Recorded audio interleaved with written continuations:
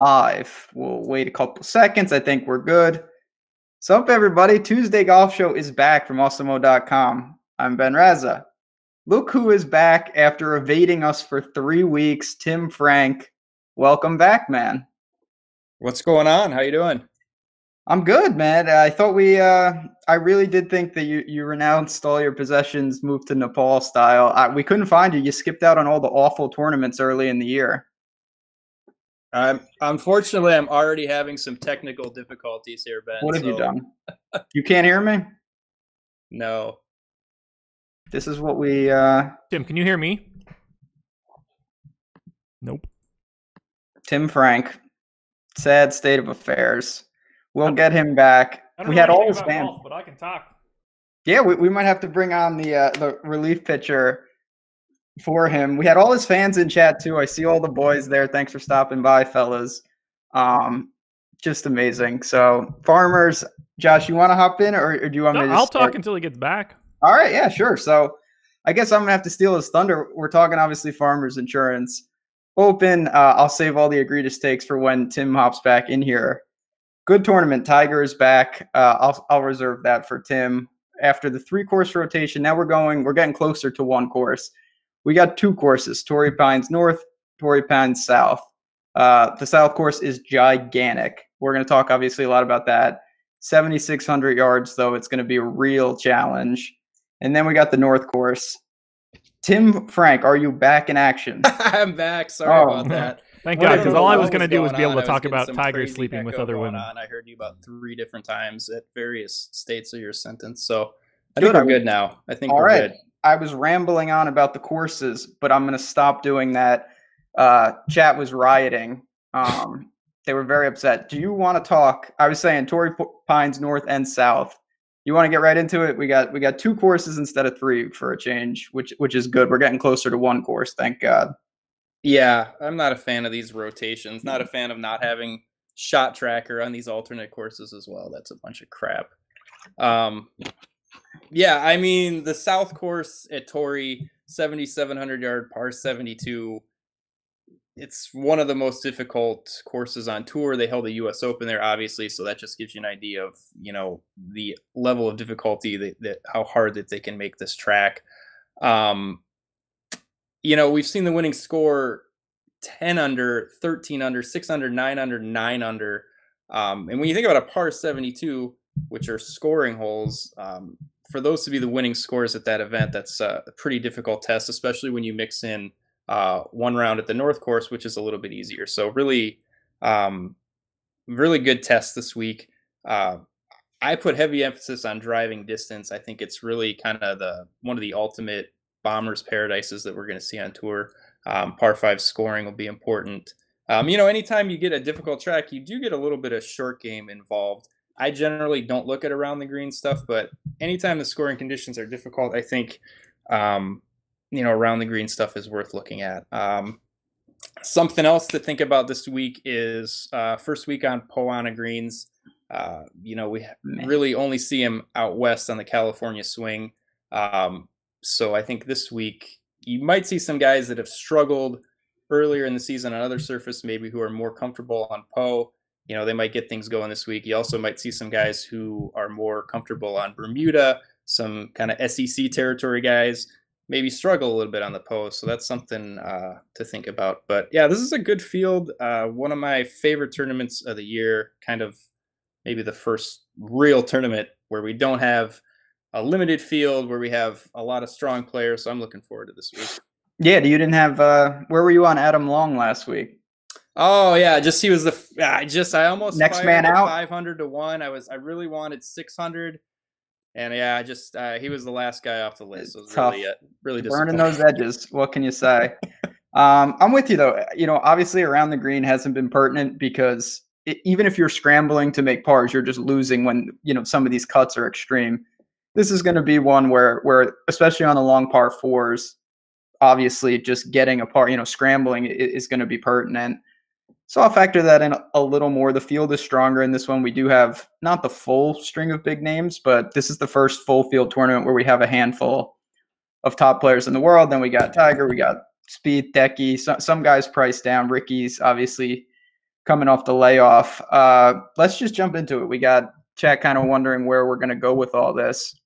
Off the top, so we got your boy, John Rahm, coming in 11-4, followed by Rory, Rose, Tiger, and Jason Day round out the 10K plus.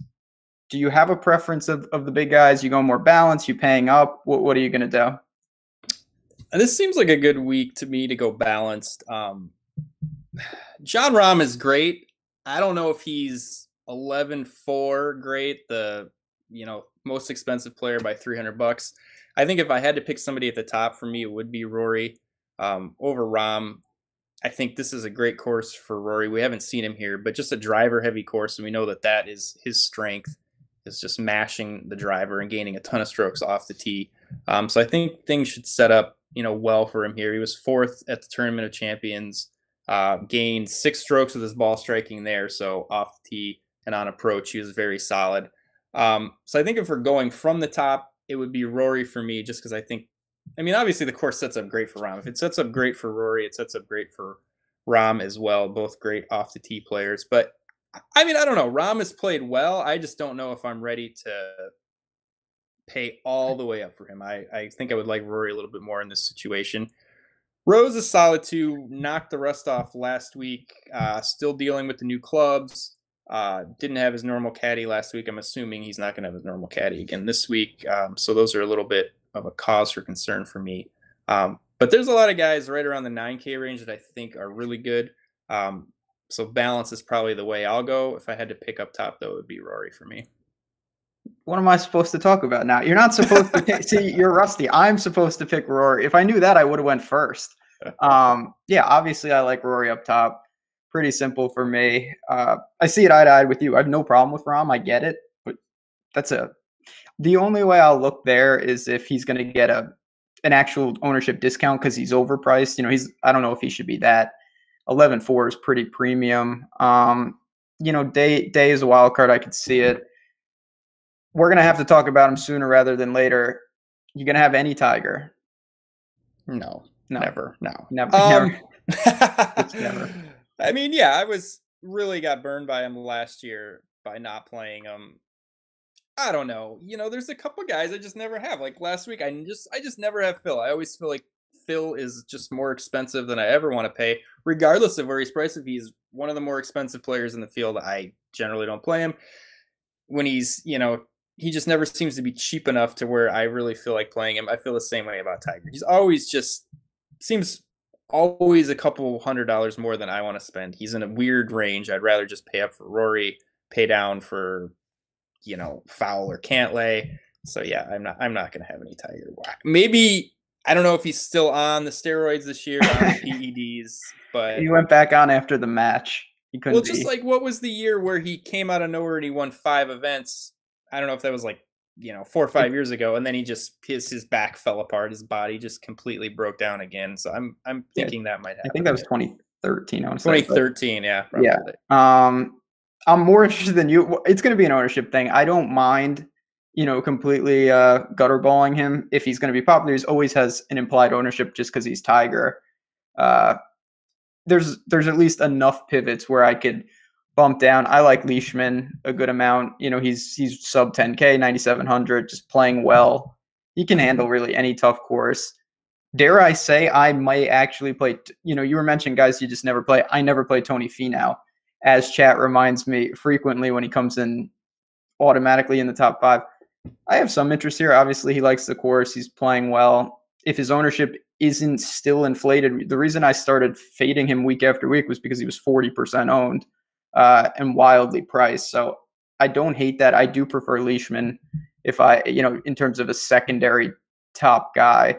And then you mentioned Ricky. So he doesn't like this course. He hasn't been good and he hasn't played. Kind of worries me, but do you have any preference? I know you kind of alluded to him earlier. Yeah, I like him. I think, he's too good of a player, regardless of whether you think he's super elite, whether you think he's going to win majors or not. He is a very good player. Great all around game. He has enough distance. He's got good irons. He's got a great short game.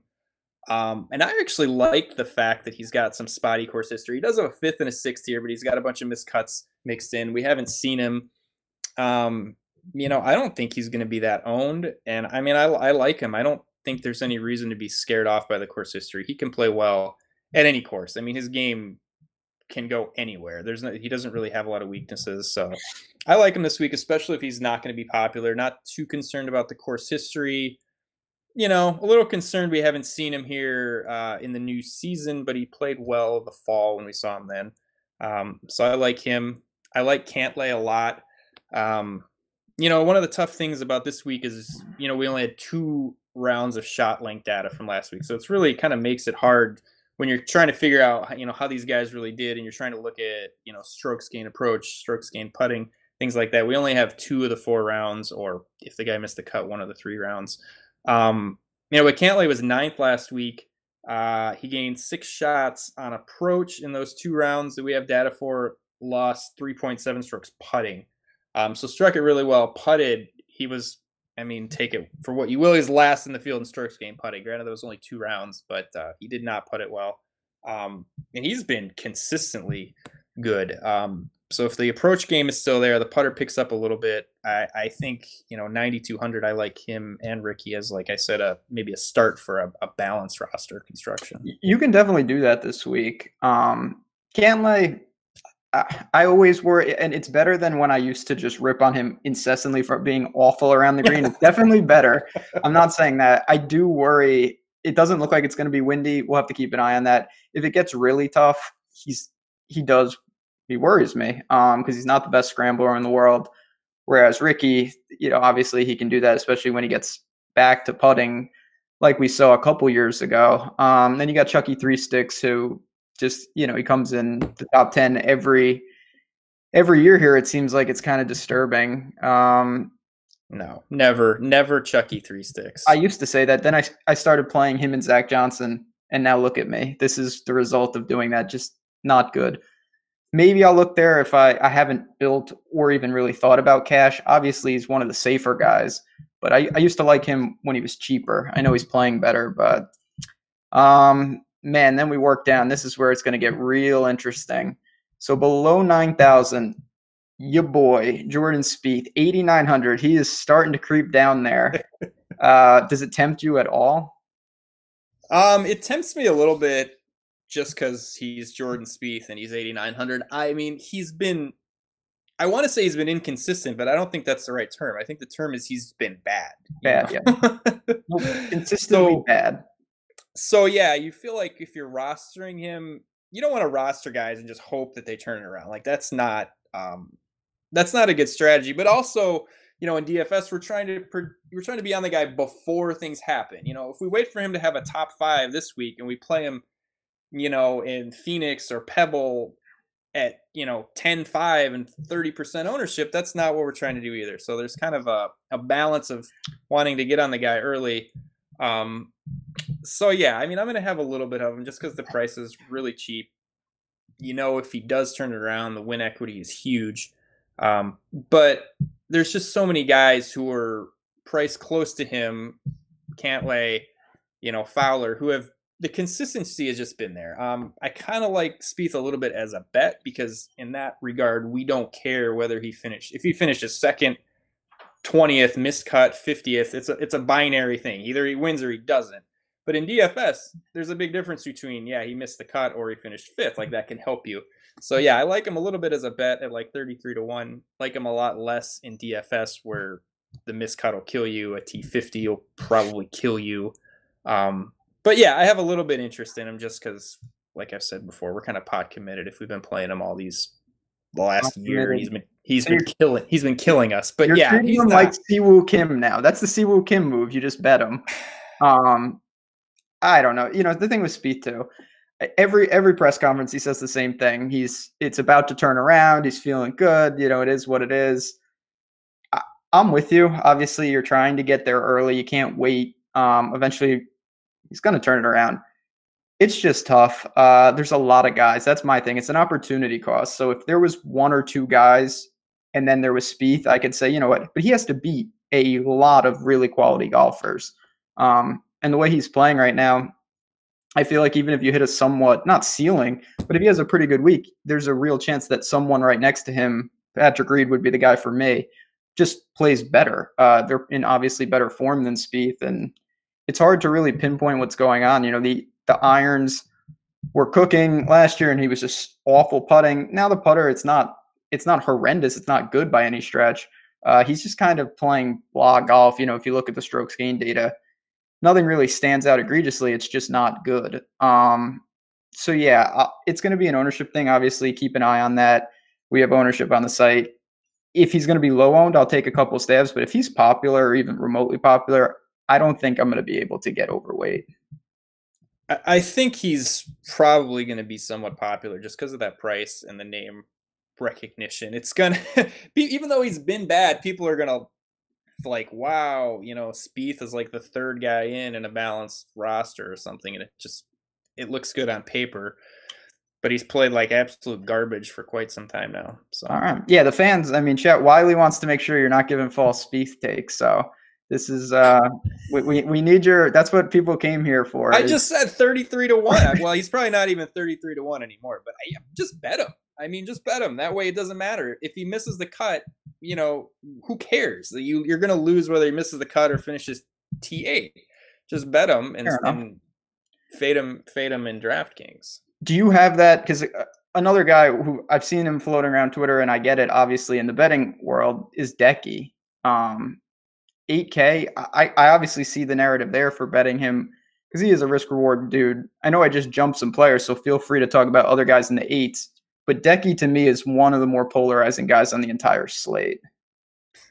I don't think he's that polarized. I just think he's good. At 8K, I think that's a great price.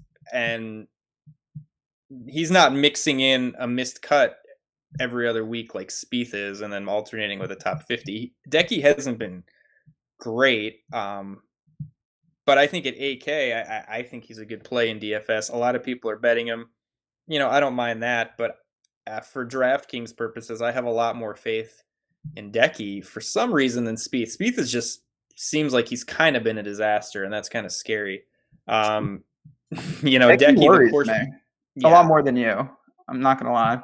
Well, and the course fit for Spieth is not great, and that's kind of a concern too. Whereas I think the course fit for Decky is a little better.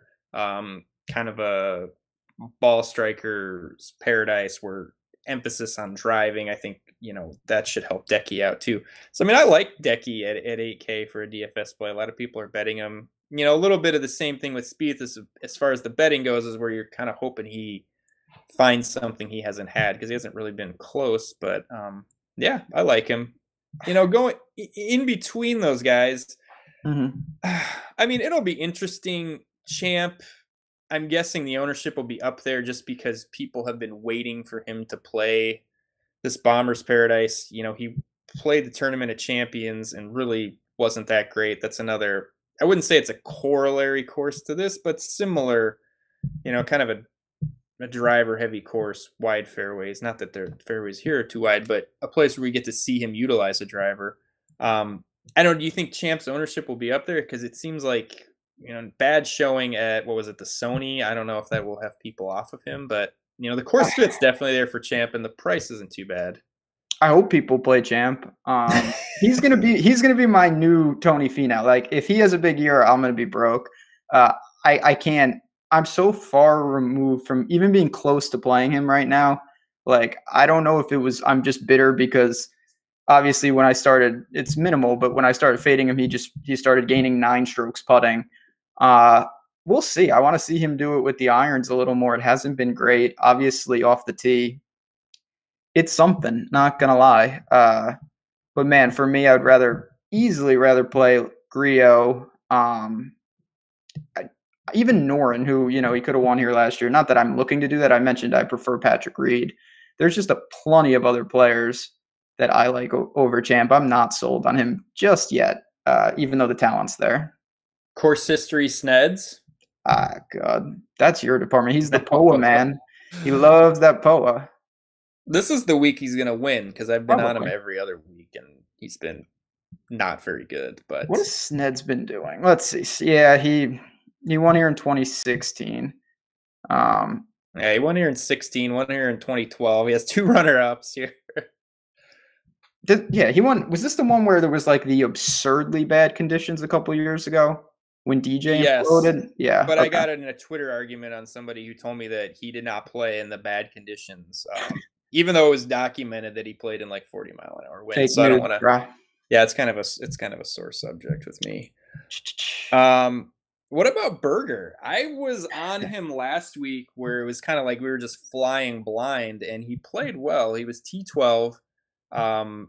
Gained 4.1 strokes with his ball striking. Again, that's only over the 2 rounds at the stadium course. But, I don't know. He seemed, last week he seemed entirely too cheap. He's right around the same price this week in a much stronger field, but I don't know. I kind of like him here at 7,900. I was scared. Obviously he was coming off the long layoff. There was the injury. It was a much weaker field, but he did look pretty good. I could see it. It's not. I still think you're getting in early. We just talked about that with Spieth. Like, you can't wait too long. I don't think he didn't smash last week to the extent where everyone's like, oh, Berger, he played well. If you played him, he certainly didn't kill you by any stretch. I don't mind it. JB Holmes is right there. I don't know if I'm there. Aaron Wise, who's the guy I like to play. Certainly the driver is his best club. Maybe that comes, it's going to be pertinent on the South course. It's kind of a dead range, though, to be honest, for me. I have a feeling, just picturing my lineups is going to be 2 guys kind of from up top, and then maybe I bump into the mid 7s and leave this like flat 8K range alone. I don't know though. List was brutal last week. And I don't know if I fall into the same trap with him as I've fallen in with Gary Woodland over the years, where I keep thinking he's a bomber. So I want to play him here at these super long courses. And then he's actually better at shorter courses that maybe take the driver out of his hand. I don't know. I played List last week and he was pretty much atrocious. That's what he does. And it's like, God, I want to think this is a great course for him. I mean, he was 12th here last year. I don't take too much out of, 1 year of course history. But you think, wow, it's a super long course. We want par 5 scores. We want guys that can bomb it. List is a volatile guy. But boy, last week's event just scared me off a little bit. And then, like I said, he's got a little bit of Woodland where you think, maybe these shorter courses are actually better for him, even though he's long. I don't know. No, that's something. Some of these dudes, because they're, it limits their spraying. They're when you're, so you're spraying everywhere. It's just, I really think that it limits his blow up potential. And obviously on the South course, you're not going to have the luxury of clubbing down, especially on the long par 4s. This guy does not fit into that. Sungjae Im is playing great golf. I've been playing him sporadically. I definitely think he's a good player. Are you going to go there? I think this is a tough test for him personally. I don't know where his ownership falls. I think that's somewhat of a mystery at this point. Do you have any interest just paying for him? I know he's obviously a lot different than List. Yeah, probably not. I think this is one of the courses where I'm pretty preferential to distance. And I know some shorter guys have had success here, but I think by and large, this is really one of the really bombers' paradises. So I'd much rather just go with a guy like Wise, who can get it out there over him, and it just brings a lot more par 5 scoring potential. I don't know. Yeah, I haven't really played much of him, and I don't think this is the best course fit for him. So I'd probably off of him this week. Fair enough. Dare God, I'm working down, and you know who's coming up on the list? Adam Scott? Yep, that's right. I played him at Sony. It was it's going to be tough to beat that, comparative to just bad performances in the year. That was one of the worst. That I wish they didn't have shot tracker, so I just didn't know what he was doing, because it was real bad. Old Adam Scott would be interesting. Dare I say appealing.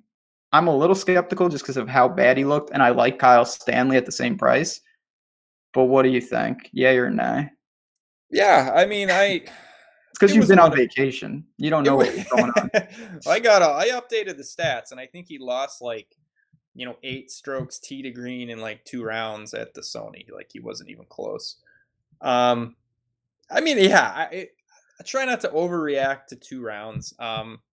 He just hasn't been the old Adam Scott for the last year and a half. I don't know if that's ever coming back. That's something to kind of be determined. But at 7,500, he's at least at a price where, we don't need too much out of him. And like you said, it's strange. I don't even have him, at least going back to 2008, having played here before. But you think the course would be, kind of right up his alley as a ball striker. Absolutely. Yeah, I do have some interest in him. I don't think did people play him at the Sony? Was he chalky? I did. Which was did anybody else? It was just me. No, he was popular. He was about I want to say 15 to 20% in GPPs and cash. It didn't work. It really didn't. And he didn't even putt bad. It was just pure garbage all around the course. So conceptually this should fit his eye. Kyle Stanley, like I just mentioned, he also is real good, especially long par fours. I correlated Bridgestone a little to this. Kyle Stanley almost won there. Maybe that's a decky thing. I don't know. But yeah, so this is a range. I know I was just talking about a dead range a little more. I like this kind of 7,500 with those type of guys. Fratelli, I've been playing him. I thought he was going to miss the cut. He rallied last week. I'm going to keep buying him. He's just one, you and me have talked about on previous shows that early in the year, there's a lot of where you're just I'm going to buy this guy. Maybe not for just specific tournaments. I'm just going to play him for a while and see what happens. Fratelli for me is in that bucket. He's with Bo Hostler though. I don't know what to do with that guy either. Yeah. Well, the thing that has me on Fratelli is I saw, Jake Nichols on Twitter. He's not a super active, super well-known guy, but super sharp dude, works for the 15th Club. Very analytical guy who was doing golf analytics before any of this stuff was around. He hopped on Twitter and got in a debate and said that, Dylan Fratelli was the guy he liked this year to kind of have a big year. And once it's all it took for me was to see Jake Nichols say that he was on Fratelli. So yeah, I'll just ride his back because he's a super sharp dude, and 7,400 seems like a good price. Yeah, this it gets dicey. It gets dicey. Bo Hostler, I don't know. I'm kicking around a bet on Bo Hostler. He's got some local ties. He's a California kid. I think he played Josh Culp said he played some junior events at Torrey. But he's just been so close. He's very erratic. That's kind of one of the things that keeps his odds up, his price down. You don't really know what you're going to get week to week. Not a good guy to play when he's chalk. But, last year he had 2 runner-ups on the PGA Tour, Travelers and Houston.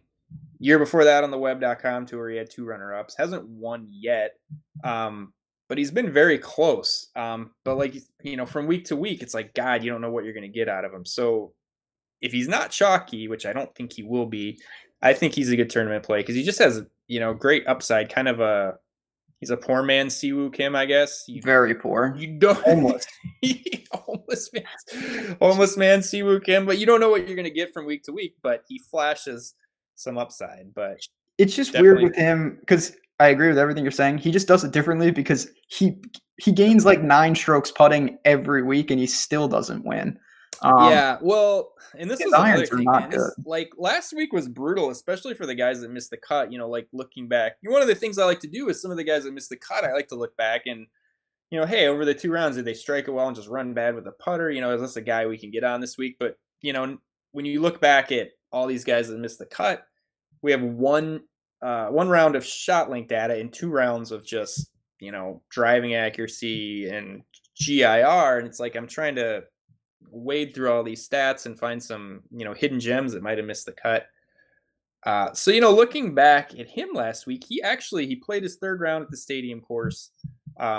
So he did miss the cut, but he struck it well. I think he gained, I don't have it in front of me, but I want to say he gained over 3 shots with his ball striking, actually putted poorly in that final round. But, it is one round, but he from at least looking at the numbers from that last round, he struck it pretty well. So it's just he has been a guy like that where he had weeks and weeks of just unbelievable putting, and it was like, well, if he ever gets hot with the irons, watch out. Then he started to improve the irons, and the putting obviously regressed as we knew it would. So I'm with you. He's definitely in the conversation. Won't even come near my cash lineups by any stretch. Not a cash guy for me. Tournament, low owned, big upside when you can putt like that. The guy who was super popular last week is right below him. I guess I can still call him the Chilean amateur. I'm just going to continuously call him that, even though he's been pro for a while now. Neiman was Saturday. I saw he was 1 under through 1. I think he was at La Quinta, which is the easy course. Then he was +1 with the next 2 par 5s, and then I gave up. Not playing too good right now, but obviously, if he was in form, he would be mega popular at this price. Yeah, he was brutal. I mean, just awful. I wanted to send out a tweet, but I didn't want people to start, like, hardcore golf people to really get on me. But, like, I was, like, literally questioning his amateur pedigree. Like, is this guy, like, who did he play against to get to be the number Don't one hate on the amateur in the world? circuit. Like, yeah, he's playing, like, not to be American-centric, but, like Ryan Ruffles was down there playing him, I'm sure. Yeah, like, so I was like, this dude is a fraud. But I was really emotional over it last week. Boy, yeah, I mean, you would think the course would set up. He was just so bad last week. It was one of those things where I just felt like he wasn't even close. And honestly, like 7,500 last week just seemed like, I know the ownership was way up there, but 7,500 against that field with 3 guaranteed rounds and an easy courses, that seemed like a layup. It turned out to not be. But, he's not that much cheaper against a much stronger field, and he looked awful. So, I don't know. I could see having some of him, but I'm not really excited to just dive back in. Last week, I was pretty much all in, and that was a disaster. This week, I'm a little more tempered. I actually thought he'd be cheaper, to be honest. I thought he'd be like a flat 7K, and then I thought he'd be chalk again. But this is kind of an interesting price.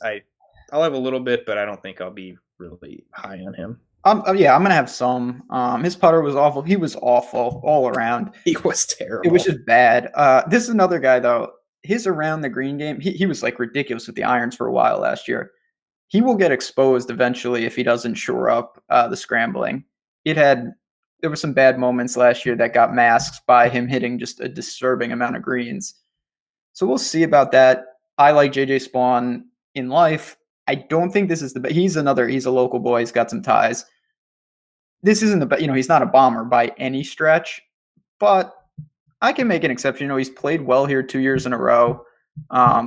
He's used to, he can handle it. I don't think that it's a cross off. I wish he did drive it a little further, of course, but he's one of the few guys who really lacks driving distance that I'm actually going to this week. Yeah, I mean, I'm with you. I'm on Spawn as well. You love Spawn. Right, but it all came from you. I mean, I was originally not on him. Yeah, I do like him, and I think the local angle helps. I try not to get too much into stuff like that. But when I already have a liking to a guy and then, decent course history, I think that local angle is helpful. I've been playing Spawn for the last 6 months every week. So yeah, like you said, not a great course fit, but he can overcome that. And we've seen, you're not gonna totally cross off all the short hitters. I mean, we're not gonna be that drastic. So I think so Russell Knox, fire it up. No, now that guy's been awful. So yeah, I can get down with some Spawn. A guy that I never used to like, but has been playing very well, and he's still cheap, is Harold Varner. Seemed to be, for the last couple of years, extremely erratic. Like, you never knew what you were going to get out of him, but he's kind of slowly showed some consistency. Now, I don't know if that has something to do with playing against the weaker fields in the fall series or what, but I mean, he's 6 of his last 7 starts T23 or better. He was 18th last week. He's 18th last year, 18th driving distance, 41st in par 5 scoring, which are the two things that I'm really looking at this week. Just get the ball out there and score on these par 5s. So we think the course should set up for him, pretty well. The course history isn't there, but I'm just, as the years go by, I almost become anti-course history. I've gone like full 180, where I'll just target the guys with terrible course history and go from there, because I think you're getting some value. But anyway, I think the course fit is good for Varner, and I like to see some of that consistency out of him where he hasn't had that in the past. I don't know what to do with Varner. I'm not a Varner guy. I'm not gonna lie. I haven't been either. You're right. He was becoming really popular late last year, and I wasn't playing him too much. His off the tee is very good. He's going to gain strokes with the driver. He can handle the course. I just don't know. You touched upon it. I think he's been taking advantage of some really bad fields and playing well. I'm interested to see how he stacks up. Not that this is a loaded field, but it's better than he's used to playing. I also, anytime you get cut at Sanderson Farms, that should just be partially auto demotion. Like, that's just bad. JT Poston, a guy that I like to play, he's 100. He's 100 less. I'll go to him as a dart throw. And now we're getting into the pretty egregious. Once you pass the Charles Schwartzel, that's my new line for like where the Mendoza line. Yeah, that's 7,200. Poston's, he's a good driver. The ball, his irons are kind of weak, but he's been playing. He's in form. Again, I don't know how good he really is, if he can hang with these guys. If you want a 1%er, you could look to him. Now we got Peter Uihlein for me, Richie Rurinsky for you, both 7,100. Do you have interest in your boy? I don't have interest in mine too much. I don't know if this is the best spot for Uihlein. No, not here for Werenski. This is too strong of a field. No, I'm not going there. What about? I thought you just went right over Patrick Rogers, and this is okay. This is the typical he comes out of nowhere to contend once every 7-8 weeks type of thing. I don't know. What do you think? Are you you don't sound? I don't get the feeling that you're on board here. Now I'm scared because besides having a good feel with Russell Henley, the other guy I usually get right. When Patrick Rogers once every 6 months has a good showing, I usually am on him, to be honest. He's one of those guys. He was just on such a good run with the putter. That stopped at Sony. We saw what happened. Shocking that came to an end. Yeah, who would have thunk it? His 9 strokes gained at RSM. I worry a little about just his, tee to green game at a big boy course like the South. Again, though, you know what? We are talking about, I would have to venture to say he's guaranteed sub 5%, and he could be in the 1% range. So if you're playing a bunch of lineups in like the drive the green, something not too expensive, and you're trying to take down 100,000 people, you can. I mean, if Adam Long can win, everyone's kind of in play. The guy who, God, I can't believe this. He's rising. Keith Mitchell, to me, he's going to be popular, and I used to be way against him. It's hard not to like him. Obviously, off the tee, he's another massive driver of the ball. The rest of his game, I think, is overrated. But flat 7K, it's hard not to look to him. Yeah, he was one of the first guys I thought of when I was just looking at this field before anything came out, as, possible cheaper guys. But he is going to be chalky. He doesn't seem to be like one of those guys you want to play when he's chalk. That seems That's scary. Very scary. But he played well at the Sony. He was, what do I got here? He was 5th strokes gained tee to green and 66 strokes gained putting, which is pretty much his MO, to be an awful putter. But he struck it great, and he ended up finishing T16. Last year, he was 10th in driving distance. He was 17th in par 5 scoring, so that's what we like to see. The two things that concern me with him, I think the course fit is great, like you said. Great driver of the ball, and that's what we're looking for. Two things that are the ownership, because he is an inconsistent guy, and the Poana greens. I have some concern with some of these guys who grew up in the Southeast, played in the SEC, literally lived their whole life putting on Bermuda.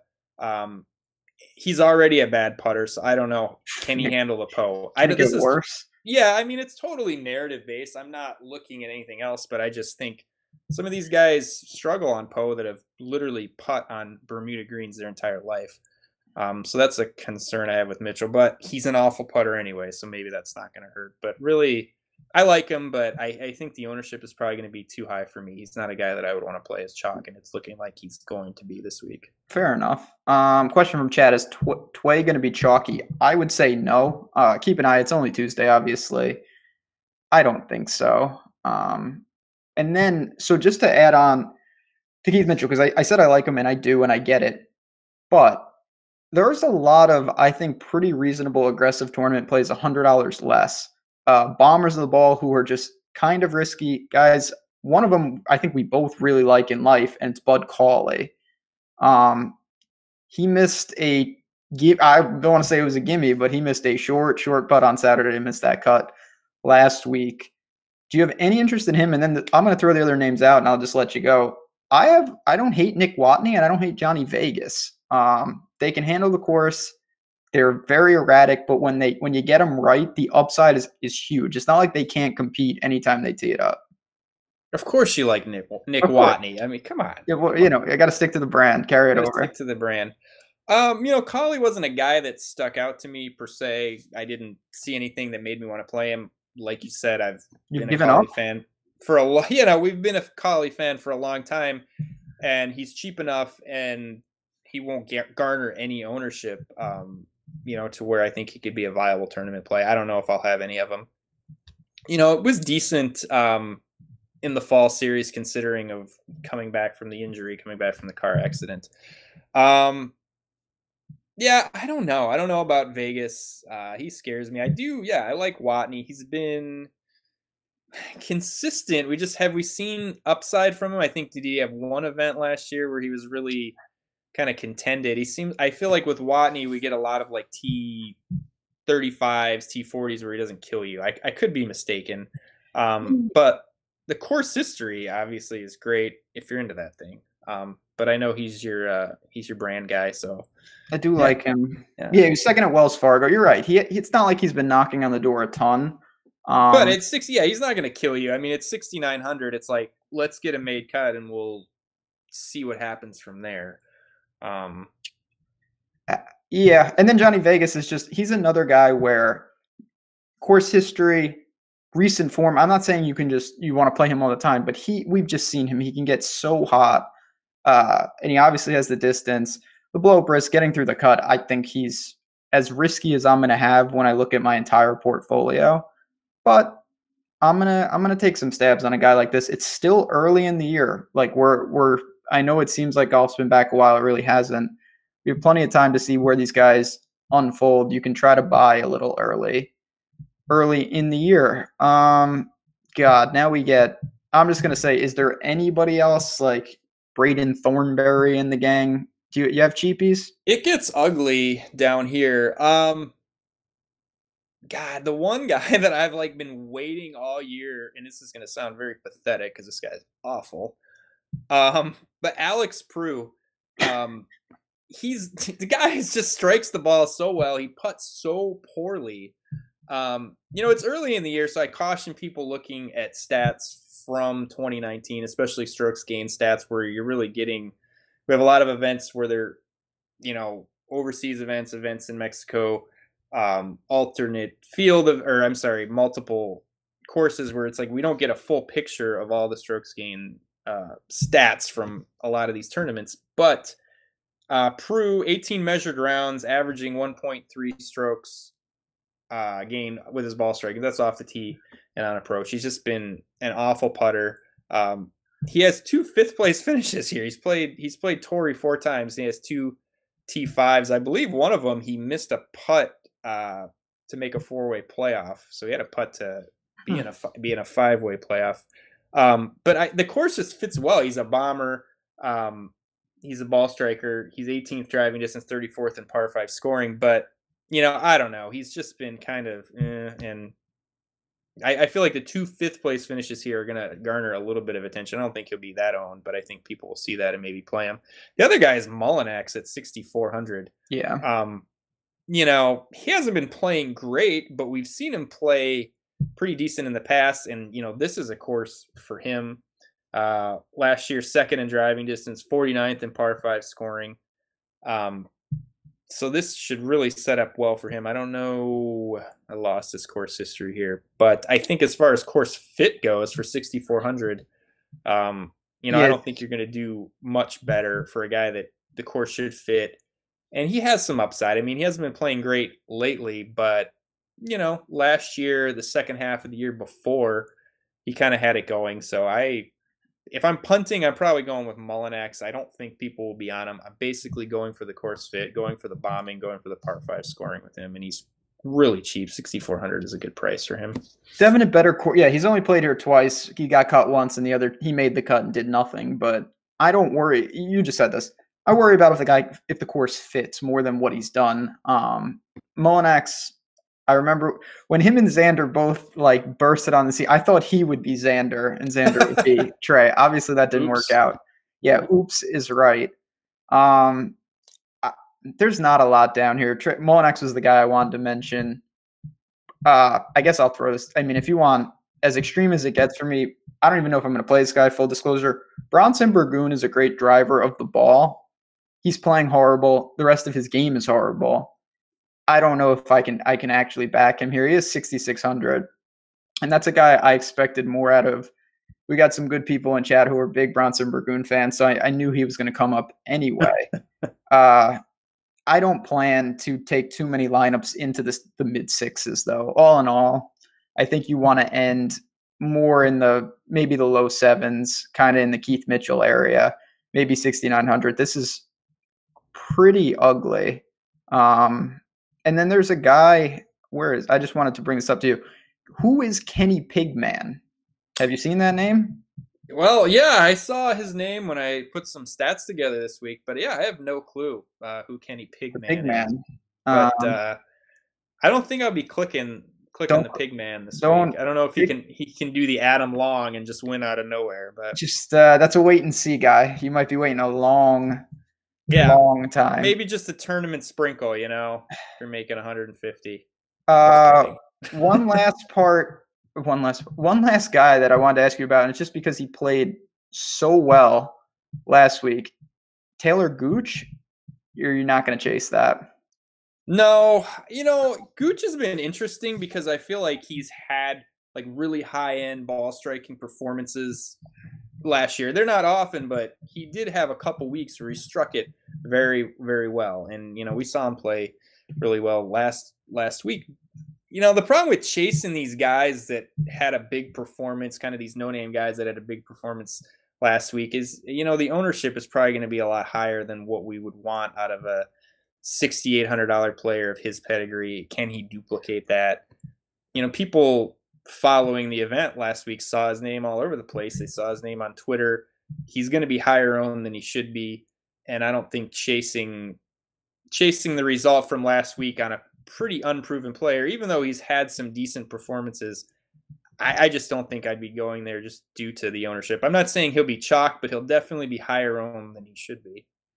And it's just last week and this week have almost nothing. I know it's nice to be informed, but these courses couldn't be different in every speakable way. So I don't know how much you carry over, and people will, even if it's subconscious, will carry over. If they land at 6,800, they're going to look at someone like Braden Thornberry and say, who the hell is this? Or, I could play the guy who played great last week. I get it, but it's not going to be for me either. Real quick, housekeeping. Hey, I'm glad everyone came out for the show. Tim, you rallied the troops today. We owe you one. You got the boys out. So shout out to everyone in chat. If you can hit the like button, it helps us not get, after the show, we get berated if we don't get those likes. So click that button for us. Tomorrow night, me and Jason Roslin behind the paywall, or not behind the paywall, in front of the wall, 9 o'clock. We're going to be talking lineup construction, all that. So stop back there. But before we get out of here, Tim, you mentioned maybe betting Spieth. Who else do we have on the ticket? Oh, yeah, I bet Spieth. There was no maybe about that. Happened.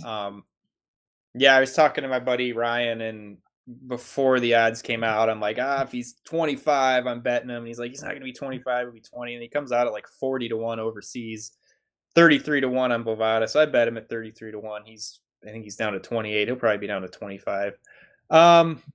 Yeah, I mean, the only other interesting guys for me, Hostler, just as a flyer, like I said, he's just shown so much upside that it's, I feel like anytime you can get triple digits on him, he's 100-1 on Bovada right now.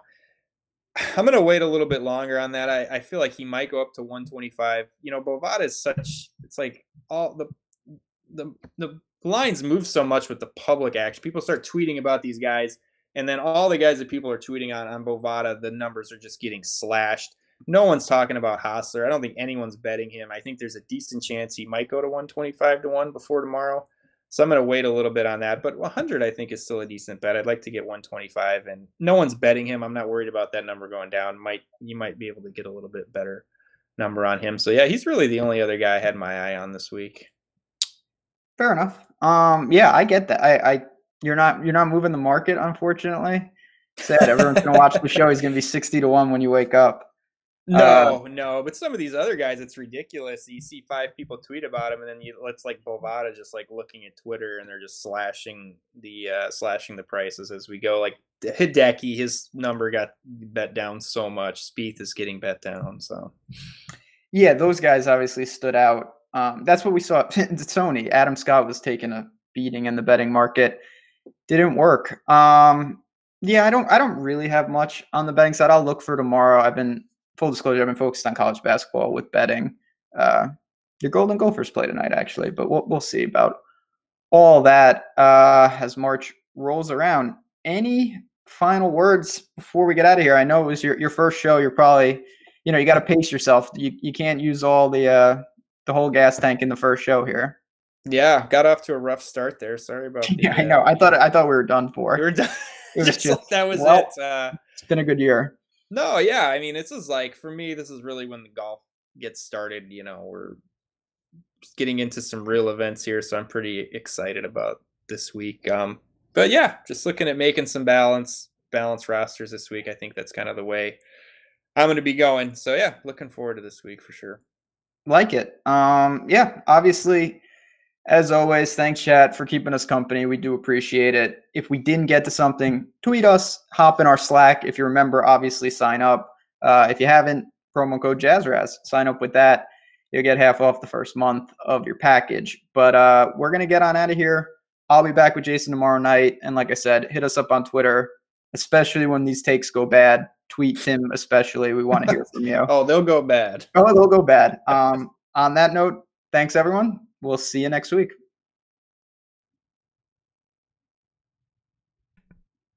Good stuff, guys.